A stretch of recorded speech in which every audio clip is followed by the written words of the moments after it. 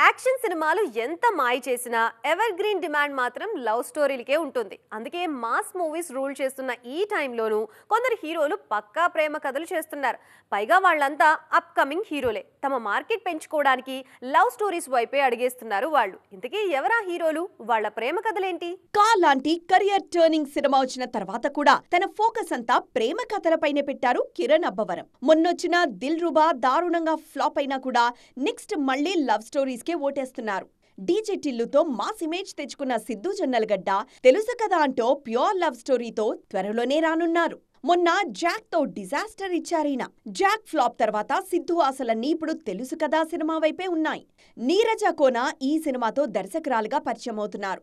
ఇందులో సిద్ధుకు జోడీగా రాశీ ఖన్నా, శ్రీనిధి శెట్టి నటిస్తున్నారు. ఇక నవీన్ పొలిశెట్టి సైతం అనగనగా ఒక రాజు అంటూ రొమాంటిక్ కామెడీతో వస్తున్నారు. ఇప్పటికే విడుదలైన ఈ చిత్ర ప్రమోషనల్ వీడియోకు మంచి రెస్పాన్స్ వచ్చింది. విభిన్నమైన సినిమాలతో నటుడిగా గుర్తింపు తెచ్చుకున్న సుహాస్ కెరియర్లో ఫస్ట్ టైం ఓ భామా అయ్యో రామా అంటూ ప్రేమ కథలో నటిస్తున్నారు.